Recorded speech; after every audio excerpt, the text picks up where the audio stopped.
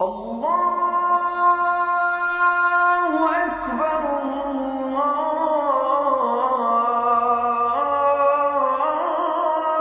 الله أكبر أشهد أن لا إله إلا الله.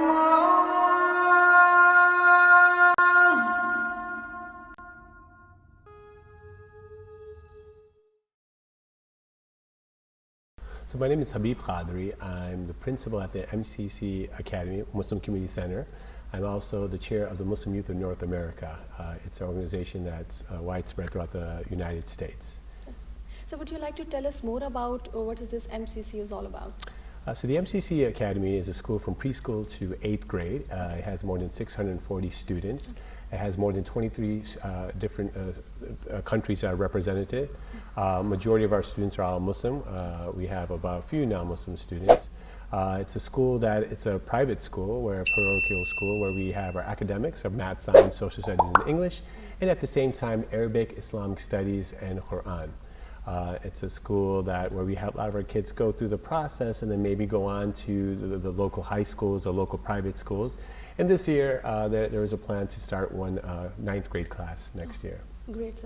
So you see Muslims have been contributing to America. I mean, whether they are lawyers, judges, like you principal. So how are you contributing to America? So for me, I myself grew up here. So being in the public school system in Chicago, I myself was a teacher and an administrator in the Chicago public schools and the Detroit public schools.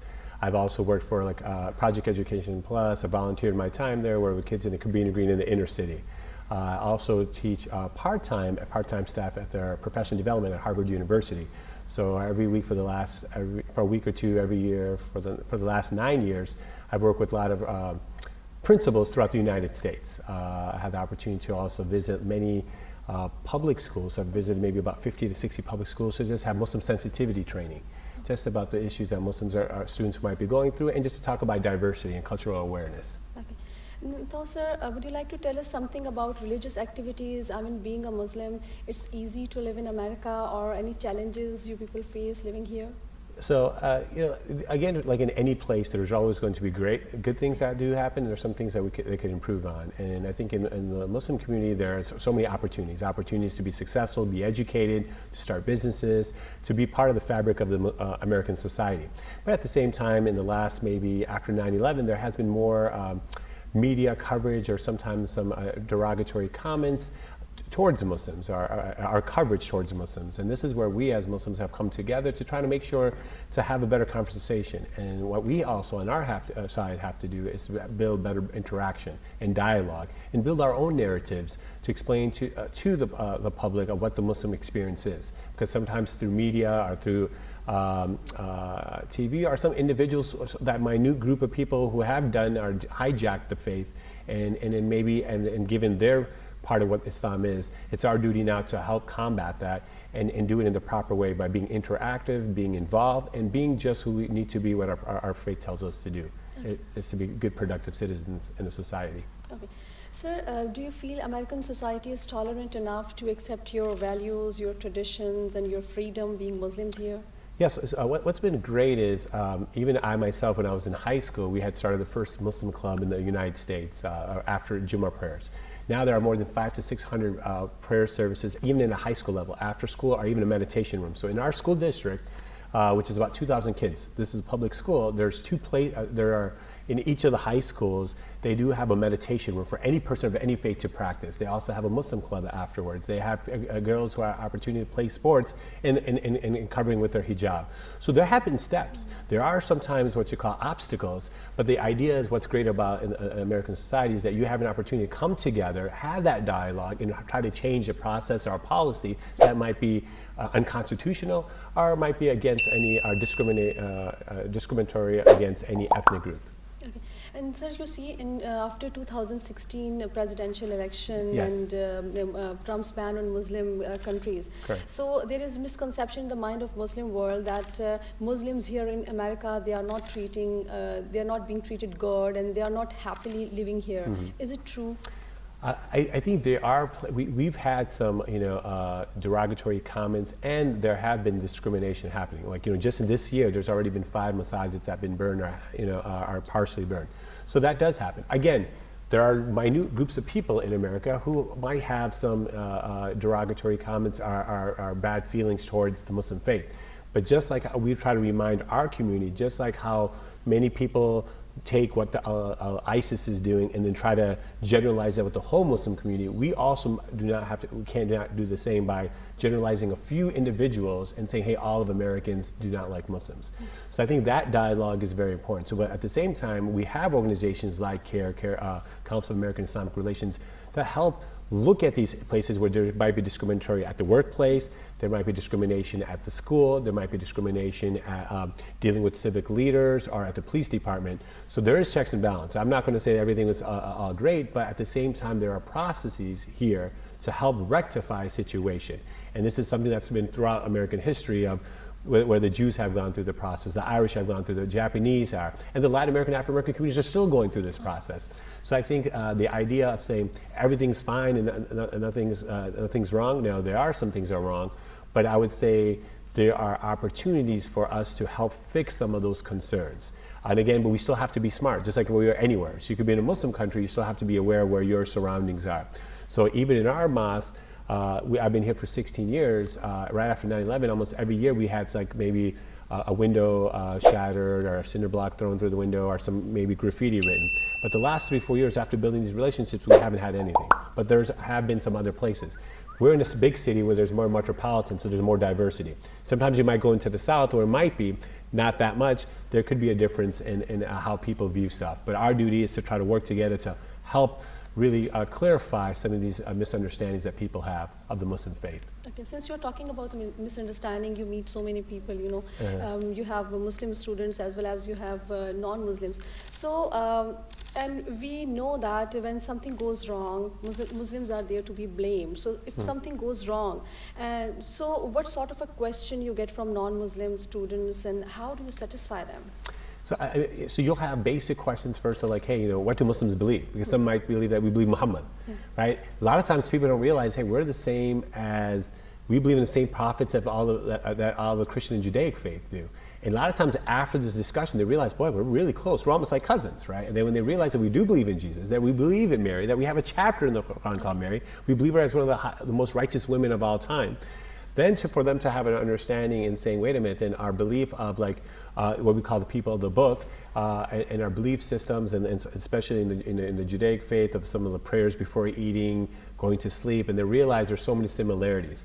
So I think that by itself is there. But then the other thing is, due to media, then you have these questions about, do Muslims hate non-Muslims?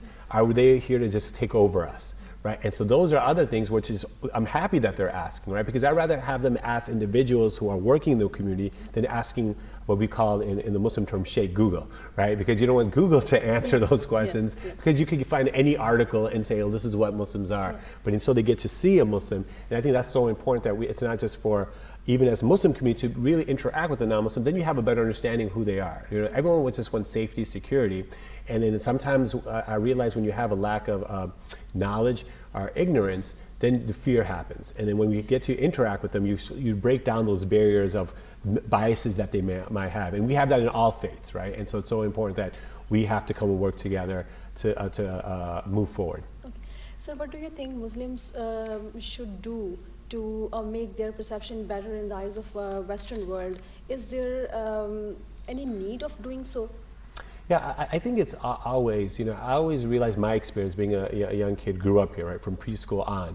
I think a lot of times even individuals, friends of mine, after 9/11, I got some emails like, hey, how are you? Are you okay? But is that because they remember that, hey, I was a Muslim, I was still like any other student, I had good qualities of being a good individual. So I think it's very important, whatever field that they are, you want to represent it in the best way possible.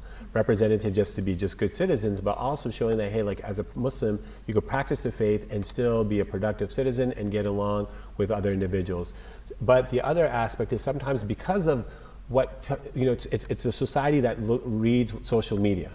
So it's so important that we have to get out there. We can't just be like, well, let's just write an article. Because sometimes that interaction to clarify, because it's not where before, about 20 years ago, a lot of times we got your news would be on the regular news, or you would just find out more when you go and visit the museum. Now kids just look up stuff. So I think why it's more than ever important than ever before that we go out in the grassroots, on the ground, get out into the neighborhoods, and make people realize our faith is about just like any other faith. How do you become a good person with good qualities, to take care of not just your own faith, but the neighbors around you, because that is our duty of our faith. And I think the best way we could do this is emulate our character of our prophet, and not through just cultural or some extreme individuals who look like they're religious, saying things which are very derogatory.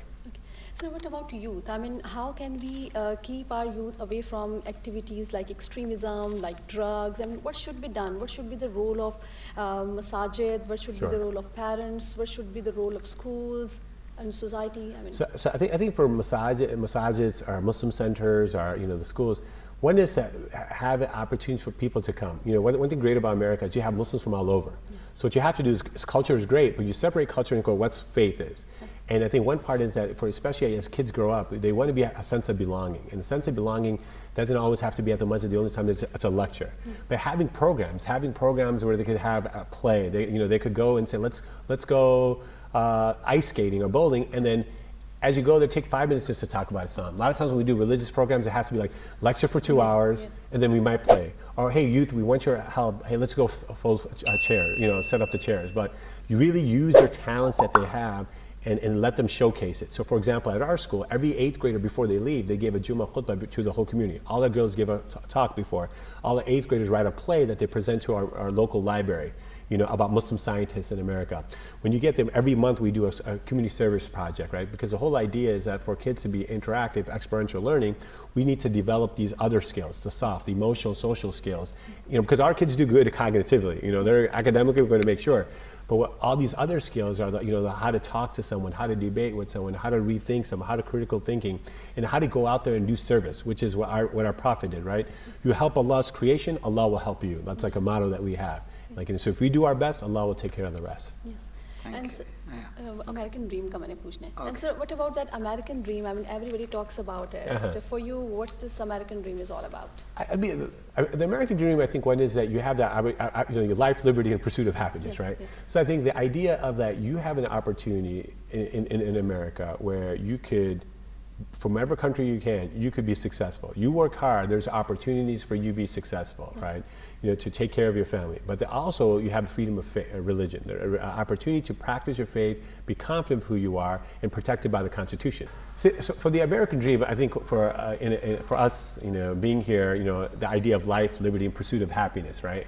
And I think over here, America, the government, this country gives us an opportunity to be successful. Whoever you are, from whatever ethnicity, you work hard, you have this opportunity to be successful. It could be from starting a business, to being a professional, to any area, there's this opportunity. Even if someone is having some learning disabilities, they have resources for you to make sure that you are going to at least live a comfortable life, or at least have an opportunity to live a comfortable life. But at the same time, you have the freedom of religion. So even in a country that, hey, gives you an opportunity to practice your faith, be confident of who you are. There are always going to be some few individuals not happy, but the Constitution has that checks and balance. So even if you have like a president who might make some comments, there's some checks and balances that you have, and not a dictatorship and says, well, this is what I want, everything's going to change. So, and then the opportunity also of working with others and learning from each other. And I think this is something that I call the American dream is, hey, you could be a Muslim American, right? And I think that's where it's important, that you could still be American and have some of the great things about this culture, but at the same time, what's great about us and our faith and our identity, and be proud of who we are. And I think that gives an opportunity where in the last 20, 30 years, we have built mosques, schools, institutions, and really are very involved. Like if you look at the medical field and the engineering field, many Muslims are very involved in that, and now even being part of the military and all the other civic leaderships and running into Congress and the government, we are seeing more and more of our first generation individuals who grew up here now taking that second step. Okay. So anything else would you like to add? I would say, like, it's very important, I'm just being an educator, that we need to all read. We need to be educated, not just on the secular education, but also our faith. Because it's so important that everyone strives to be close to God and all of us learn. So that way you could decipher what God, Allah says, what our Prophet says, and then sometimes not just get confused due to individuals who might look religious but say comments that would go against our beloved Prophet Sallallahu Alaihi Wasallam. So I think that is there. And then the other thing is also keep on praying for all of us in all the communities. And then and we just strive to do what our Prophet told us to do. Thank you so much, sir. No, Thank you so